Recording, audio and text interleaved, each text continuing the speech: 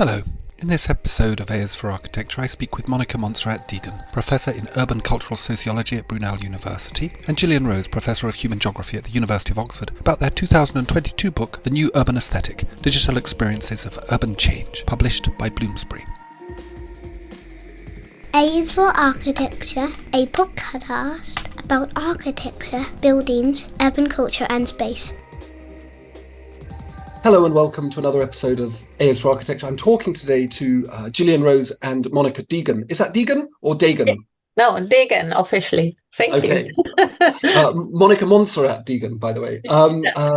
We're talking today about their recent book, The New Urban Aesthetic: Digital Experiences of Urban Change, which has been published by Bloomsbury, I think, in 2022. But before we get on with talking about the book, perhaps you'll be able to introduce yourself. Gillian first. Hello, hi. I'm Gillian Rose. I'm Professor of Human Geography at the University of Oxford. And I'm interested in visual culture, cities and digital technologies at the moment, and learned huge amounts from collaborating with Mónica. Well, that was nice and very short. So how do you find yourself? What is an academic in human geography? What do they do? I mean, lots of things. What isn't human geography? Well, that is a very appropriate rhetorical question. Yeah, I mean, one of the things I enjoy about geography is that it's the interdisciplinary discipline. Although if any geographers will know that there's quite a divide within a discipline between people who look at kind of hardcore physical sciences, environmental sciences, and human geographers, who tend to be a pretty eclectic mix of people interested in places, landscapes, cities, nations, all these kind of spatial categories that we look at from a whole series of different perspectives, sociological, political, economic, cultural, technological. So it's a fabulous discipline for trying to bring things together that are often not thought of in relation to each other. And I, just to start the plugging of the book, which is just now available in paperback, I believe. That was one of the things we were trying to do in the book, I guess, bring together things that haven't necessarily been thought together, particularly digital technologies and urban redevelopment. That's really good, and a good plug too. Mónica, Hello. you're also a professor, but not in human geography. No, I'm actually a professor in urban cultural sociology at Brunel University, London. And I'm very much interested in the sensory and experiential aspects of urban redevelopment and urban change. So I'm really fascinated by how places are not just constructed through bricks, but also through feelings, through experiences we have in them, through what we do in places. And all of that creates a sense of place. And I'm really interested in how that sense of place gets enhanced, disrupted, mediated through urban redevelopment. And I guess overall, I would describe myself as having a heavy interest in people and how people interact in the city, and how, as Richard Sennett says, flesh and stone, construct the city together. Beautiful. So that's a really interesting human-centered book. And what attracted me to the book, I saw it pop up, I think, on Twitter, through either one of your own personal accounts or through the Bloomsbury account, was this fact that it's coming out in paperback. But I have a PhD student at the moment who is looking at something that's adjacent to this, which is the kind of the way that cities are starting to be both imagined and produced through digital platforms, through the digital, and this emergence of an idea of the city as a digital space. And it's very complicated because this is not specifically within my field of expertise. So I thought it would be an amazing opportunity to get people who quite clearly are expert in this to talk about that. So perhaps we could start with an introduction about what the book is trying to address. I know, Gillian, you've already talked about it, and Mónica too, a little bit. but perhaps a kind of like, what was its motivation? Where does it come from? And I suppose, where does it point towards?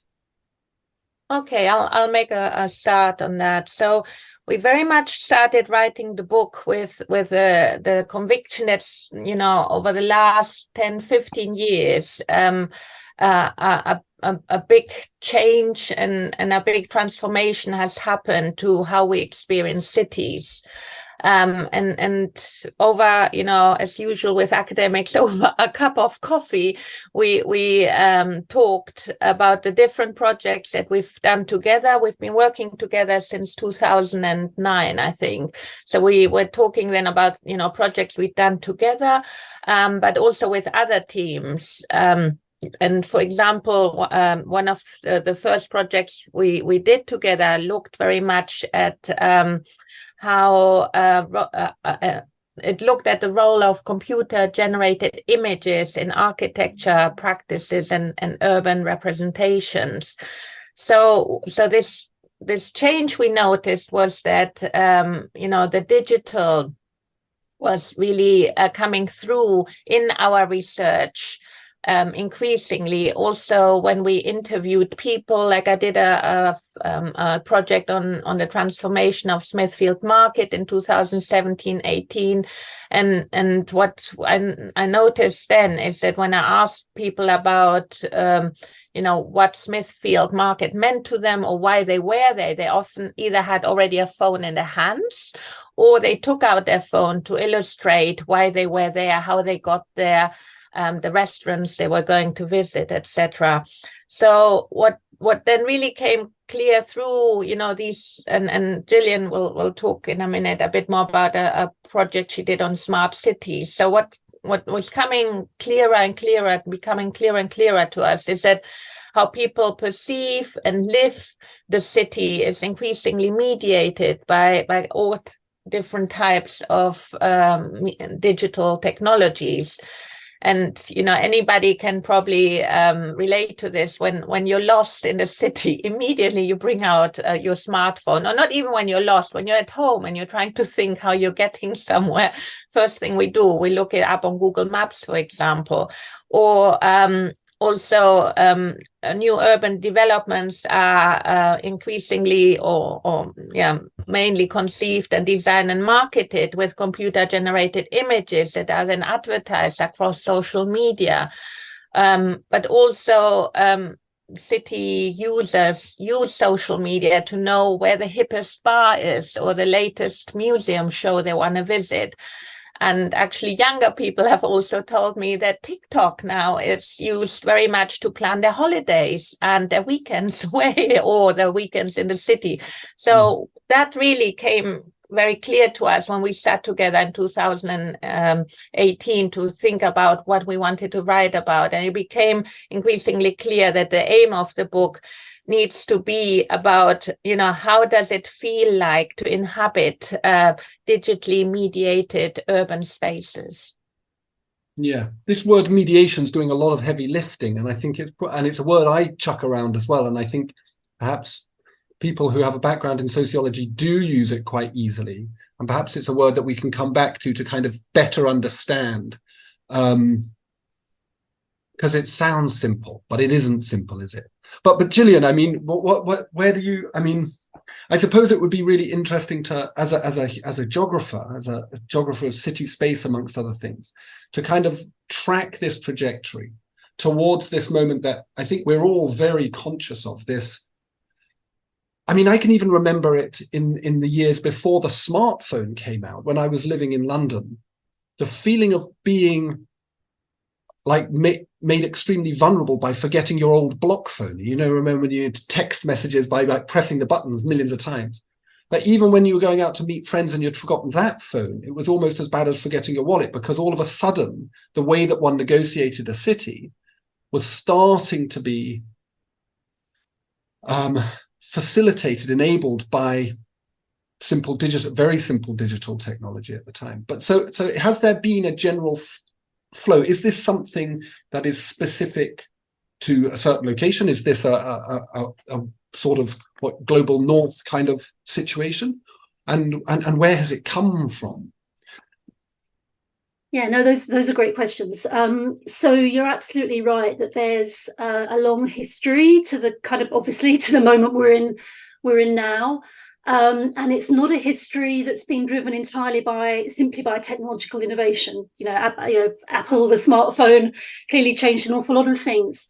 But there's a great paper by the geographer Matthew Wilson that actually looks at the Palm connected mobile device, which I think was maybe even a precursor to those kind of blocky phones that you were talking about, which I can't remember the date, must have been probably being sold in kind of late 80s, maybe early 90s. And what he emphasizes just how much work, like through adverts, through kind of events and promos and demos, had to be done to persuade people that we did actually need to carry these things around with us, and to be anxious when we left them behind, and to feel that we had to be connected, and we had to be connected all the time through these devices that have become increasingly small, increasingly networked, increasingly connected, longer and longer battery life, greater and greater range, and so on and so forth. So there are these long histories, and as I say, it's not just a question of technical innovation, so we all get carried along by that. There's a lot of work done to persuade us that we need to feel these kinds of ways. I think that points to the importance of the kind of commercial imperative behind a lot of these things. And certainly now, the emergence of platforms has really, in terms of the kind of social media experience, that's really shifted things. But I think alongside that, in cities, and perhaps that's it's not something our book focuses on, so perhaps it's not something we want to pay a lot of attention to in our conversation now. But there's also been a lot of movement towards trying to use digital data of different kinds, not least that generated by smartphones, in order to manage cities better through the idea of a smart city or a city digital twin, gathering data about a city in order to improve is the claim, its management. So there's a lot of digitally enabled, shall we say, I'll avoid the word mediation, but digitally enabled change going on in both the management and the everyday experiencing of cities. And I think what Mónica and I really wanted to pick up on the book, because there's quite a lot of work now thinking about platform urbanism, smart city management and so on. What we really wanted to focus on was this kind of everyday embodied experience, which is about smartphones, but it's also about smartwatches, for example. There's actually quite a lot of devices that we interact with. When we're walking around a city, we probably pass and register on various kinds of sensors embedded in the environment that we're not aware of. Driving around, automated car number plate recognition, facial recognition software through CCTV cameras. There's actually quite a lot of ways in which our embodied experience of urban life is now pulled through and made sense of various digital devices.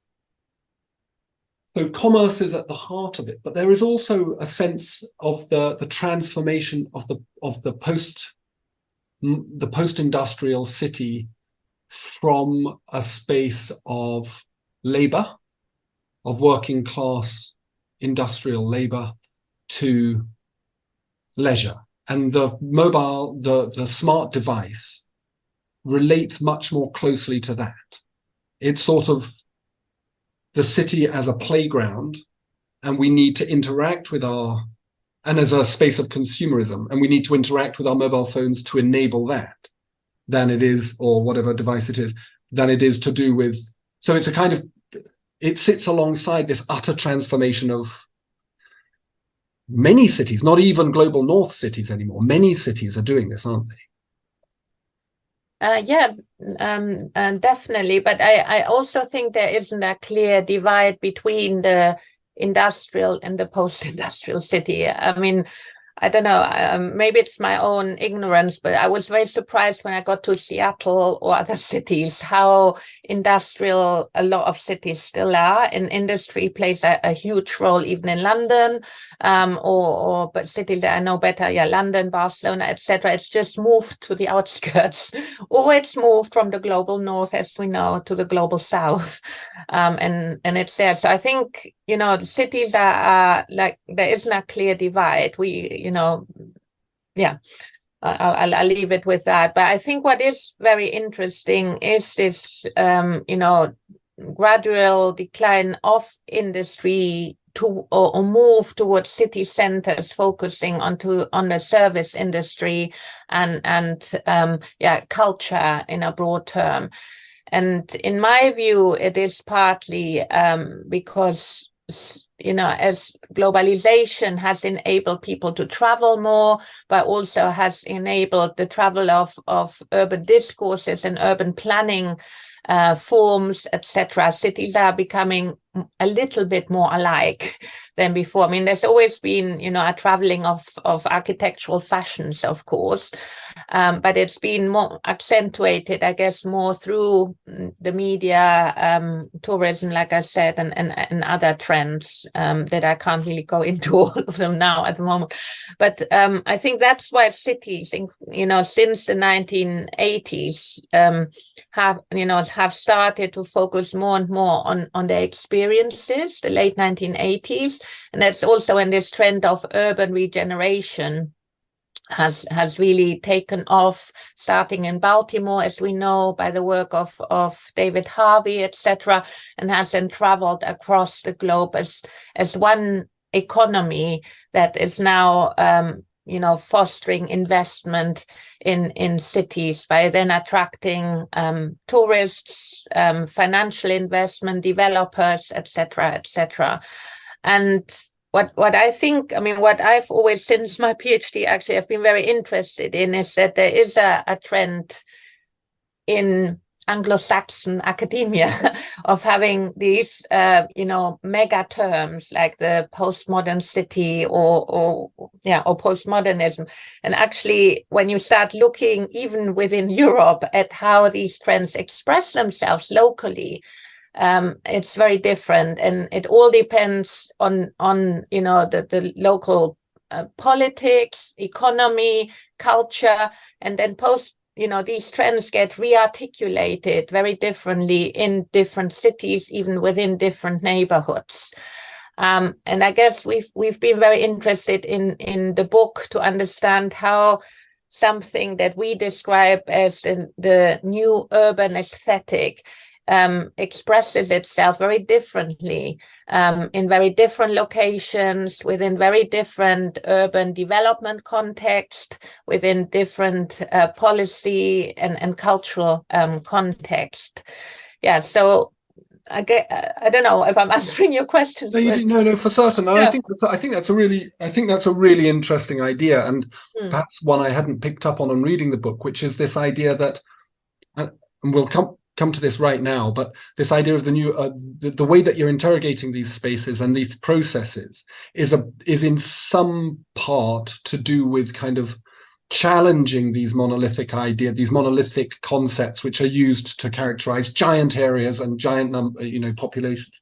But perhaps it would be most useful and apposite to talk about this idea of the new urban aesthetic. After all, it is the title of the book. What is it, and how have you kind of gone about, I suppose, exploring it? Because it's a kind of case study driven book, isn't it? And it would be quite nice to understand like how these examples kind of illustrate that. Yeah, I'll have a go at that. Go on, Gillian. I guess one thing to say is that the materials in the case studies are really critical to the book, because we want to embed the idea of different places mattering, at the real kind of heart of the arguments. But they were case studies that were conducted before we kind of thought about putting them together in a kind of book form. So the framework kind of fell out from the case studies. But if I can go back to the phrase the new urban aesthetic and kind of unpack that a bit. So the urban, we've already talked quite a bit about that, and it's specifically about the prevalence of a lot of private capital pouring into cities in this sort of differentiated but perhaps post-industrial moment, cities having to turn increasingly to external forms of investment to regenerate areas. So that's the particular kind of angle of the urban. The new is perhaps a little bit of a misnomer, because again, we've said long histories, but the new refers to this increased digital mediation of what cities look like, what they feel like, what they sound like. Somebody was showing me a whole series of Wes Anderson style TikTok videos filmed in Barcelona, and she found them on TikTok through the soundtrack, through the kind of cutesy music. So there's a whole lot of, which is the aesthetic. So in terms of the aesthetic, we're using quite a particular definition, which I think is the kind of original definition of the word, if you like, which is sensory experience. So that takes us back to this notion of embodied, everyday kind of material experiences, what we feel like, both sort of corporeally, but perhaps also emotionally, as we encounter the city in particular circumstances, very often holding, that smart screen in our hands, or maybe seeing large display screens around an environment, or encountering digital technologies in other ways. So that's the new urban aesthetic, this sense that there's a new form of embodied experiencing of the urban, which many of us are being encouraged to occupy and sense when we're in urban places. And just to say a little bit more for folk interested, we draw specifically on the work of Henri Lefebvre, a very eminent Marxist urban sociologist, who has quite a nuanced vocabulary around thinking about the different modes of understanding space. He has 3 notions of space: conceived, perceived, lived. And if you kind of put those together, different versions of those, you get these kind of different senses of what's been called the kind of textures of urban space. And we elaborate that theoretically, but then the case studies we suggest all exemplify specific textures of the new urban aesthetic in different places with slightly different effects on the kind of embodied experiencing of those places. Fantastic. I was struck by this when I was reading the beginning of the book, and I would love you, Monica, to talk a little bit perhaps about some of these differences that you note in these different spaces. And whether this framework of analysis that you've developed is applicable more broadly outside the cities that you put it. And obviously, because you're good scholars, I'm sure it is. But this idea of moving away from what you call a Kantian idea of aesthetics, a kind of disembodied and disinterested aesthetics, towards, as you called it, did you call it, Gillian, a correct idea or original idea of aesthetics, a kind of classical idea of bodiliness, which is very much associated with Lefebvrean ideas around what he called the sensory sensual, which I think is really fascinating. So before we go there and perhaps try and understand a little bit how this digital experiencing enables this bodily thing, because that seems really counterintuitive to me. It seems like perhaps the digital platforms are a way of further alienating people from everyday realities, but you're arguing the opposite. But perhaps we could get to these case studies first that you've chosen and think and hear a little bit about these different textures that you're noting. Before we do that, I actually want to talk about something that just came, but talking now in this podcast to you is becoming clearer and clearer to me. It says basically, you were talking about features of the postmodern city and our work, and I guess one of our key starting points was to really think about what Pine and Gilmore already in 1999 described as the experience economy, but we've actually drawn on the German philosopher Böhme to call it aesthetic economy. They're very similar concepts, and what basically the entrepreneur, what's happening with the entrepreneurial processes that are quite different, but they are happening across the globe, is that cities have to compete ever more fiercely on what I've described as our global catwalk for attention. And this attention is the feel, the atmosphere of the city, the experience of the city. So it's, when areas get redeveloped, the first step is always to transform often the atmosphere that's there, or enhance it, depending, what kind of redevelopment you're talking about. But it's very much about changing the sensory character of an area. And, they get traditionally, they get cleaned up, for example, or certain things get enhanced, certain historical heritage features get enhanced, others get wiped away to oblivion. Then we have also cultural practices like the famous, pop-up art or farmer markets, etc. And all of that really shows how the sensorial and the branding and of cities and the entrepreneurial processes are all linked up increasingly together.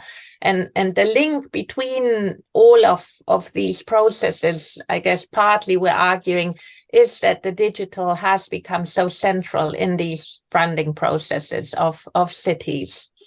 So from tourist selfies and also from residents, images in Facebook, on Instagram, on TikTok, increasingly the feel, the atmosphere, the sensoriality of cities is what is being captured, and that's what also then attracts investment over time. So and that's all done and mediated and captured and reframed and shared by using digital devices. And that's what we wanted to really illustrate through the 3 case studies. So in the 3 case studies, we have 3 very different developments, and I'll look at Gillian also for help with this. So we started by looking at development that we studied together with Claire Melouish at UCL, which is a development in Qatar. And there we identified basically aesthetics of glamour. And what we looked at there was actually the digitally. No, I'm now sorry. It's early in the morning. The sorry. This is what editing is for. CGIs, computer-generated images. Now I've got it. Sorry. We looked at CGIs and that were used to both develop the project, but also then to brand it.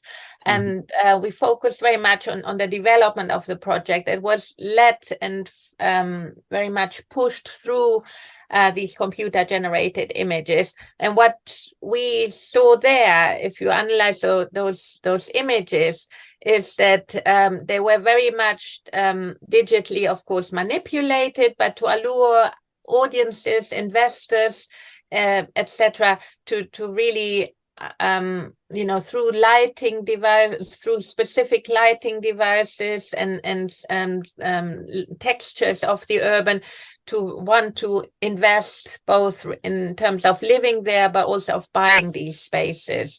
And we called it glamour by drawing on work by Virginia Postrel, with whose book we really enjoyed, because glamour is about making ordinary objects appear almost magical and elegant, etc. But also what she says is that picturing glamour must, and I'm quoting here, must generate enough familiarity to engage the imagination, but must remain a little vague. So it was really trying to suggest, what it would feel like to inhabit these spaces. I don't know if Gillian wants to add a bit to that.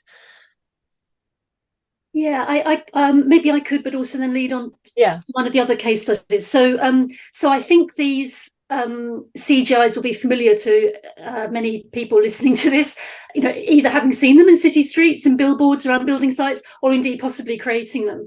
And I guess they are quite easy to critique in the terms that Monica's just suggested. They glamorize, they offer very positive visions of these big, very often very sort of intrusive new urban development projects. But I think we wanted to also suggests that maybe there's a more kind of pervasive effect that they're having, especially when they're accompanied by lots of other interactions with different kinds of digitalized experiences of urban life. And one of the other aesthetics that we identified was what we called drama. Dramatic experiences of urban life, and that's very much when people, often in places that are hyped and marketed in the same kind of ways, using similar kind of CGI imagery to the glamorous ones, but that social media starts to be used for people to make their own images of what goes on in those places, and often partly because it's all about selling experiences and the experiential in the city. There'll be kind of cultural events. That the particular case study is the Smithfield Market regeneration project in London. So what you find there is both the promoters of this regeneration project producing their own lovely CGIs, or indeed their own social media feeds about all the amazing things going on in this place, but also a lot of ordinary social media users posting their own images, and often very highly crafted, Instagram images, that aesthetic of Instagram, and in both cases, what you're getting is a real emphasis on the kind of dramatic, the event, the out of the ordinary, something that's kind of extraordinary that you want to share. And we called that particular kind of aesthetic dramatic. And it kind of relates to the glamour, but it's a kind of inflection of it. And then we have a third case study which looked at a whole series of smartphone apps that were developed in the UK city of Milton Keynes when it was trying to well, it still is, presenting itself to potential investors as a smart city, as a place where digital technologies can be trialed in an urban environment. So a lot of experimental apps, all of which assumed that what you would most want to do in a city is move around it in the most efficient way possible. Whether those were transport apps, whether they were apps showing you where different kind of facilities were in urban spaces, even apps that showed you where different heritage sites were. It was all about getting you moving. This assumption that if you're in a city, what you're wanting to be doing is be mobile. So that was a very kind of kinetic aesthetic, I suppose, the bodily aesthetic of flow, of movement, of mobility, which the others kind of have to an extent. But again, this was quite distinctive, and we associated it particularly with this kind of smart city development in Milton Keynes. And I think the point of all these case studies is that they are distinct to the particular case studies, but I'm sure elements of them will be found elsewhere because similar processes are going on elsewhere. Google Maps makes us all mobile, whatever city we're in. That's the point of it. But the vocabulary that we were developing on with the idea of textures suggests that also other places might be generating different kinds of textured new urban aesthetics, other than the three that we amplify in the book. Fantastic. So I'm really interested. We've used the word mediated, and you've used the word the everyday, postmodern kind of concept of the everyday, which I think are both quite interesting. But and listening to you talk, there's this kind of scale of what you're talking about is counter the grand plan, the master plan. It's about how, if I'm right, and correct me if I'm wrong, about how there's a sort of co-production of urban identity, which is self-coordinating or sort of a bit coordinated and also a bit granular, or are digital platforms, because are digital platforms involved in this process? Because I suppose the question for me is like, what is the impact of this on the physical environment? Is there a feedback loop from this kind of granular data gathering of people's interpretations and manipulations of impressions and the generation of this new urban aesthetic? Does this then become a device used for actual urban regeneration? Are people now then going, well, we're going to build a place that's Instagrammable. We're going to build a community that has, I assume they do. Is there evidence to suggest that this is happening? Yes, you just need to walk down Oxford Street, or actually King's Road, I think, also in London. I mean, one thing that's increasingly popping up are little Instagrammable moments, either next to shops with the pink flowers. It's a typical, an arch. It's usually an arch. With flowers or some other birds or other cute things, displayed, and you see pictures, people taking in Instagram pictures there, etc. But what I've noticed in my research as well, in especially in London, is that developers and planners are very aware of the Instagrammable moments, and public art or events are actually planned with social media in mind. Not only, there are other reasons, of course, I'm not saying that's the only reason, but it's definitely a big factor in both in branding the event before it happens, but also in having these pop-up events, pop-up art, pop-up everything stalls that will then circulate very rapidly, through some key influencers. They might even be invited, but they don't even, they don't need to be invited, but some key people. And I'm talking of small influencers, like a mother that might be quite popular or something on Instagram, or have a lot of followers, and they then circulate the event, and it's part of the branding process that definitely cities, but also cultural institutions are very aware of and use. I mean, every department and every institution, including our universities, have a social media branding policy, but also departments are associated with them. What I find really interesting, and I guess in the book we haven't had time to develop it in detail, but there are also all kind of problems emerging through that. And I'm just aware of something is happening at the moment in Barcelona, for example, in El Carmel, a neighborhood in Barcelona, which had the most Instagrammed image of Barcelona near some Civil War bunkers, where people tend to congregate to take a picture of the whole city, because they're higher up on a mountain, and where I used to go as a teenager, but nobody was there. Now there are thousands of people congregating to see the sunset over Barcelona. However, there were so many that the neighbors, etc., couldn't sleep, and there was a lot of tension between locals and visitors coming to be there. So now the city has closed the area off from 5 p.m. onwards in the last 2 months. And they're trying to think how to negotiate, all of this. And I mean, there's very interesting work also by Paiva and Sanchez Fuaros on Lisbon, where they look at collateral atmospheres and the tensions between tourists and locals in the city of Lisbon, for example, as well. And I think there's more and more of that emerging, and it'd be interesting to see how city governments actually deal with these issues. I mean, my assumption has been for a while that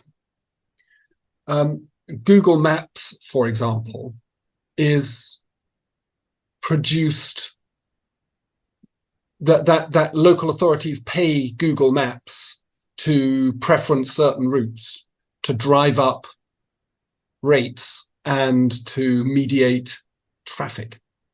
So just as you can use big data to kind of route people to alleviate traffic congestion at rush hour, you could also divert people on foot traffic down a road to increase its tourist qualities and drive up rates. So I'm assuming that there is, if I've thought of it, and I'm not that smart, I'm sure someone in local government or government has thought of it and has been. And I'm sure someone in Google has been writing that that invitation to local authorities.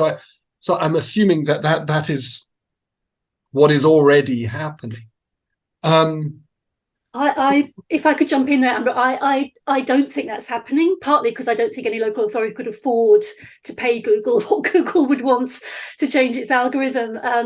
But you are right, though, that Google Maps is more complicated than it looks. So the geographer Mark Graham has done some work looking at the different search results you get if you if you search on Google Maps using different languages. And his particular example actually is looking at the West Bank. And there you can see very clearly, when you search in Arabic and when you search in Hebrew, you get very, very different place names, different places appear or disappear. So it's not as direct, I think, as Google being paid. But whatever the information, and who knows, it's tightly guarded commercial secret, right? Whatever the dynamics that Google are using to populate Google Maps, it's certainly not some kind of mirror representation of the real world. But I think that's one of the issues that one of the ways of approaching the digital that we wanted perhaps to kind of inflect a little bit with our emphasis on kind of embodiment and so on. Because I don't think it's entirely just a question of whether the digital represents the real accurately or not. The real is being shaped in relation to what particular versions, particular aesthetics. And this is impacting people differently. So just to add on another example to the ones that Mónica just raised, there's a study working with a very large data set of images made in Amsterdam to be posted on Instagram, a book coming out this year by Boy and Utermark, which I highly recommend. One of the examples they use there is a very kind of local urban consultant who's particularly interested in resisting the gentrification of Amsterdam neighborhoods, which is very visible on Instagram. You can see, as the cafes move in and the cute houses, they appear on Instagram as a kind of driver and a sign of gentrification. This particular consultant, though, is really keen to avoid pushing out of places that don't look Instagrammable, which are very often the kind of poorer places. They're often perhaps local businesses that ethnic minority entrepreneurs have established, your kind of classic 24-hour corner shop. And she offers a service to those business owners, immigrant business owners, to convert their business to something that will look good on Instagram.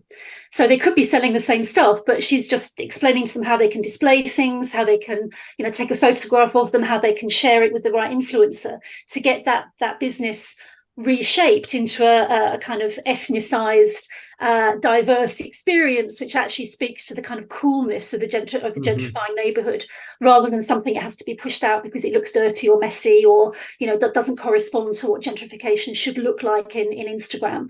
So I think there are real, this emphasis on sort of thinking about bodies is kind of very granular. But bodies themselves are not individual. They're caught up in questions of race, class, gender, belonging, not belonging, immigrants, outside, all sorts of different social dynamics are played out through embodied experiences. And that's also what we wanted to try and flag, at least in the book. I think we agree now we both could have done a bit more of that in the book, but it's certainly something that we continue to think hard about in relation to these issues. That's fantastic, and that kind of does address, in the notes I wrote to you, this issue around the way that this mediation, to come back to this word, produces certain desired or undesired effects, particularly around the generation of thresholds which create barriers for inclusion or exclusion, which is kind of a fascinating and a whole other world of discourse and another challenge. I suppose as a final and very quick thing, because I, as you know, have other things bearing down on me with horrible speed, but I just wanted to know a little bit about how you see, perhaps for an architect, for an architecture student, what this might, and you probably haven't turned your mind to this, what this might mean in terms of how we start talking about cities to students and to learners. Like what what does this point towards? If we're thinking about education as a process of preparation for the future, what does this point towards? Where are we going? What is the trajectory here? I mean, I do teach my students. I used the book last year and the years before, when I was writing it, to teach from it, and they love listening or thinking about social media as they're so involved in it. Young people and older ones as well. But I think what's for me really important is, first of all, to really make the point that whether it's TikTok or Instagram, these are huge corporations. And yes, they're a cultural part maybe of the creative industries, but they have a much stronger, financial kind of incentive than a theater production or anything else. So to really think about, the power that these global corporations have in framing the choice of filters, the choice of how we edit pictures, etc. On the one hand, it's democratized, photography, of course, but on the other hand, there's also a limited resource, I would say, of how you can use it, etc. That creates this kind of, for me at least, and Gillian might correct me, but more of a global aesthetic of how things eventually look on Instagram. When you get there, of course, then the whole sensory kicks in, and you might feel displaced because the cute flower parade or whatever might be next to really ugly bins or smelly bins, etc. So that's also quite interesting how that tension emerges sensorially. So I think it's really important to teach them about that, or make them think. And just in general, I think it's really important to also like my mission, I guess, has been to really think about embodiment as you teach, and to use their own bodies as part of, the knowledge that they create critically of cities, whether they're feeling in place, out of place, what they record, what they don't record, for what reason, and then to think how experience frames, how we interact, therefore, with the city, but also how we are being framed and interacted with in cities. And again, coming back to Barcelona, there's a very interesting book by somebody called Balibrea, looking at how Barcelona, one could argue, has used its citizens itself and the visitors to create atmospheres, and they become almost like protagonists of a film. The public becomes part of what is being sold in the city. That's the lifestyle. And I find that quite an interesting process of commercializing the city as a whole, not just in terms of its heritage or history or buildings. Yeah.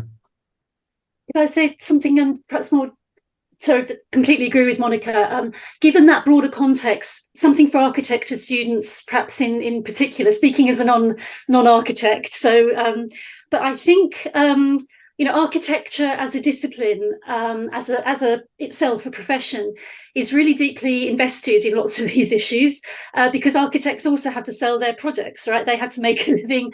They're involved in an awful lot of these kind of urban redevelopment projects, of course, that we've been talking about, smaller, larger scale. And as part of that, they also have to generate, either themselves or by using visualization studios, the images that are going to sell this project to whoever's going to build it, right? But I think architects also have a skill set to make those images, or at least to reflect on their production. And one of the things I'm really intrigued by is what kind of images would make it evident to someone who's looking at them, like your ordinary person, or perhaps your community member who's part of a consultation process or whatever, that these images are not photographs. They're not glamorized photographs, which so many of them, they head for photorealism. They're built on the CAD models. In some ways, they are actually realistic. They might be glamorized through Unreal Engine's ray tracing or whatever, but they're, or 3ds Max's glow, but they're real. But what visually could prompt someone who thinks this looks great. It's like my computer game. It's like the movie I saw. It's going to be into making them think that this is a constructed image, that it was made by someone using particular software, that it's a particular perspective, that it's a particular, it's that lovely, gorgeous glow of dusk, or what is it going to look like in 10 years' time when it's all looking a bit tatty and graffiti? What if there's data being included in the image? Where's that data coming from? Can we contextualize it more? So I think there's I wouldn't say that this is going to solve the issue, but a small contribution might be to think of ways of visualizing new urban developments, which make them look more provisional, more open, and more engageable with, that we can have conversations around, rather than just sort of saying, oh, that looks lovely, I'd like that, damn it, but actually, is this the kind of urban life we want to be living in these spaces, rather than what do they look like, how glamorous do they feel? How glamorous. Thank you. That's a wonderful point to finish on. Thank you very much, Gillian. Thank you very much, Mónica. It's been a pleasure to skate across the surface of your wonderful book. Thank you, Ambrose. Thank you very much for listening, everybody, as well. Thank you. High drama indeed. Thanks to Gillian and Mónica for spending time with me on this, and to Bloomsbury for the book. Links to it and to Gillian and Monica's online presence are in the podcast description as before. Thanks for listening.